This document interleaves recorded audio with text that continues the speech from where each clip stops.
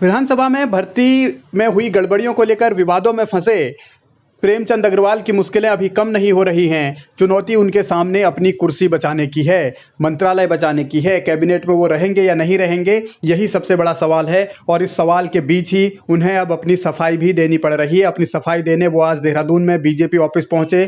वहां उन्होंने उत्तराखंड बीजेपी के अध्यक्ष महेंद्र भट्ट से मुलाकात की, उनके साथ चर्चा की और अपना पक्ष रखा। बताया कि कैसे वो जो नियमों के हिसाब से कह रहे हैं वो भर्ती सही है। हालांकि आरोप ये भी है कि महेंद्र भट्ट के भाई को भी विधानसभा में बैकडोर एंट्री मिली है, लेकिन इसके बावजूद क्योंकि महेंद्र भट्ट अध्यक्ष हैं फिलहाल और उनसे जेपी नड्डा ने रिपोर्ट तलब की है। सूत्रों के मुताबिक जेपी नड्डा ने उत्तराखंड बीजेपी से पूछा है कि ये जो विधानसभा में भर्ती की गड़बड़ी को लेकर शोर शराबा हो रहा है, हल्ला हो रहा है, प्रेमचंद अग्रवाल के नाम पर विवाद हो रहा है, तो उसकी पूरी सच्चाई क्या है, डिटेल रिपोर्ट दीजिए।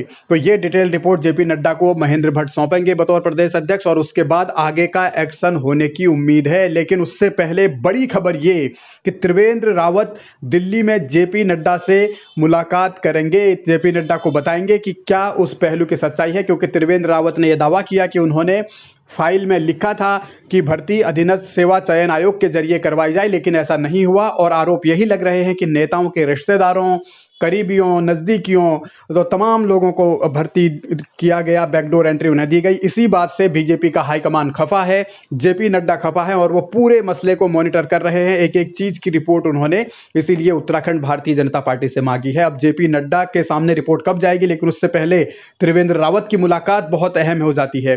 त्रिवेंद्र रावत क्या बताएंगे, किस तरीके से चर्चा होगी, क्योंकि हाल फिलहाल देखा था बयानों में विरोधाभास था त्रिवेंद्र रावत और प्रेमचंद अग्रवाल के।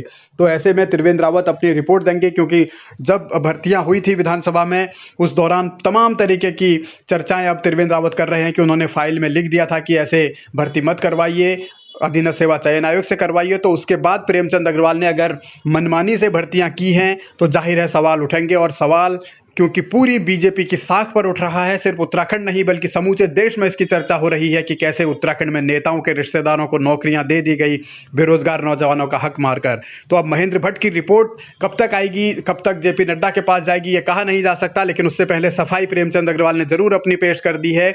और अब आगे जिस तरीके से मामला उठा है, राजनीति गर्म है और राजनीति इसलिए ज़्यादा अब दिलचस्प हो गई है क्योंकि बीजेपी हाईकमान इसमें सीधा दखल दे रहा है। और उन्होंने जेपी नड्डा ने साफ साफ इस मामले में यह कहा है कि एक एक पहलू की जानकारी उन्हें चाहिए, यानी कि आने वाले दिनों में खतरा प्रेमचंद अग्रवाल पर बढ़ सकता है, उनकी कुर्सी पर बढ़ सकता है। अब देखना होगा कि एक मैसेज देने के लिए क्या भारतीय जनता पार्टी प्रेमचंद अग्रवाल को पद से हटाएगी, क्या उनकी कुर्सी छीनेगी।